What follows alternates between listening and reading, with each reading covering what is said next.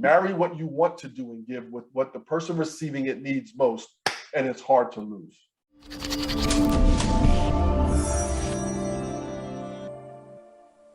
Can you talk through your get great questions? Oh, absolutely. A couple things. We all have these bully words that we use. You want to change your life, change your language. And one of the bully words that bully us out of our success, our leadership, our relationship, one of them is deserve. I deserve that raise. I deserve that promotion. I deserve that relationship, whatever it is. The fact is, you don't have it if you're complaining about it. And stomping our feet and having a temper tantrum is not likely to get it for you. And even if it did, look at how you got it. You won't respect it.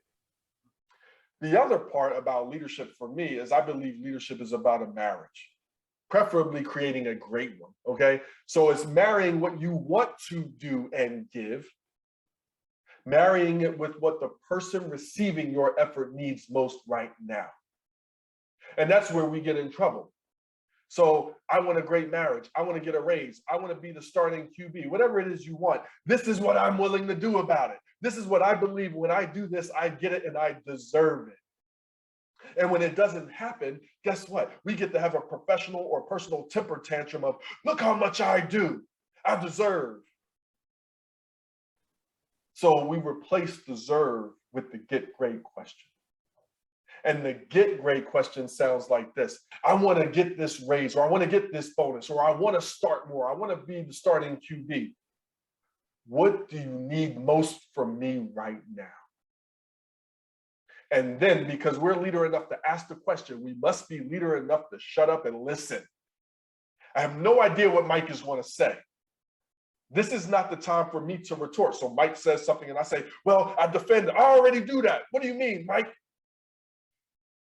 Or Mike says something, I'm like, I can't believe you said that. I'm never talking to you again in the world. Mike, you must be crazy. Like, we can't do that. We don't defend or deflect. We consume the information. And whatever Mike says, when it's reasonable, doable, and fair for who you are and where you want to go, here's the trick. You do it a little bit outside of your comfort zone.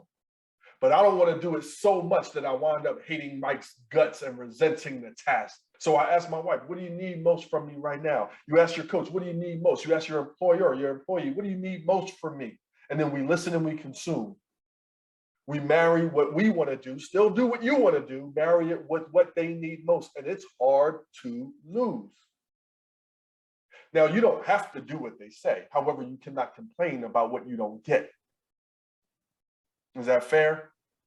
Now, I do need to share one more thing, because here's how most people you ask the get great question to is going to answer it. So you say, I want to be great here. What do I need to do most right now? What do you need most from me right now? You know what most people say? Just keep doing what you're doing. It is the worst, the most laziest leadership answer in the world. However, we need to understand you could have asked this question and all of a sudden they didn't expect you to ask it. This is old information to you, an old question for you, brand new for them. They may not believe that you can handle their truth right in this moment. Maybe they haven't thought about it. Maybe they're not quick on their feet. Shoot, maybe they had to pee and you interrupted them from going to the bathroom. I don't know. So most people say, just keep doing what you're doing. And how we respond to that, the judo to this is, wow, thank you so much for saying that. I really appreciate that. However, I really want to know, is there a better time we could talk this week or next? Because I really want to know. And as people, as leaders, we have to give people permission to tell us the truth.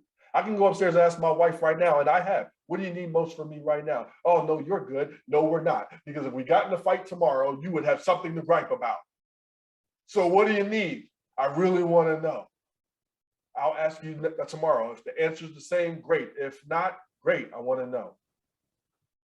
So that's the get great question. Marry what you want to do and give with what the person receiving it needs most, and it's hard to lose.